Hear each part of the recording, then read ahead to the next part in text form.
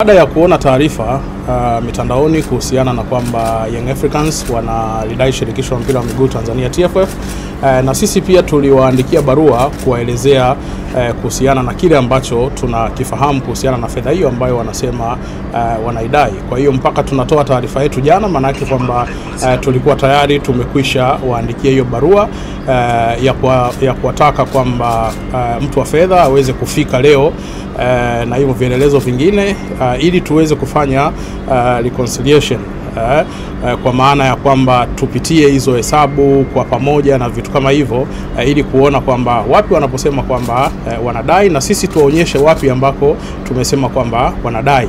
Lakini wamefika leo, na baada ya kufika wameleta tu barua, na baada ya hapo wameondoka, kwa maana kwamba hawakutaka kuzungumza kitu chochote, na wamesema kwamba hawako tayari kwa ajili ya mazungumzo. Na hata katibu mkuu wa TFF Kidau Wilfred alipotaka kuzungumza na CEO wa Young Africans Bwana Mtine, bado CEO alikataa kuzungumza na katibu mkuu wa TFF. Kwa hiyo TFF iko wazi kwamba kama wanasema wana madai, ofisi ipo na wafike ofisini kwa ajili ya hayo madai yote, kwa sababu sisi tunao uhakika, na ndio maana tulisema kwamba sisi tunawadai na vielelezo vyote vipo. Kwa hiyo wao wanataka tuendelee kuandikiana barua. Sasa hizi ni taasisi kubwa ambazo haiwezekani mkaishi kwa kuandikiana barua alafu mnaanza kuzisambaza huku kuzisambaza huku.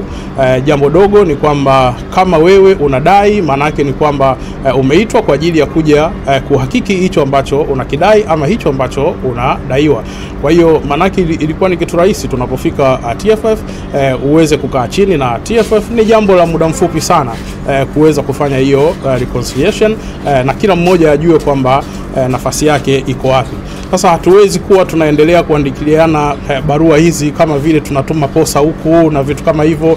Haiwezekani jambo kama hili. Hizi ni taasisi ambazo kwa namna yoyote ni lazima ufanye kazi kwa namna ile ambayo inatakiwa, ambayo tumewaelekeza nini ambacho cha kufanya. Kwa hiyo wameondoka, wamesema kwamba hawako tayari kwa ajili ya kufanya jambo hilo, na mwisho wa siku wameacha barua tu. Kwa barua yao kwa namna ambavyo ilivyoandikwa haina tofauti sana na kile ambacho kimekuwa kinazungumzwa. Kwa hiyo mwisho wa siku jambo liko pale pale kwamba wafike TFF kwa ajili ya reconciliation.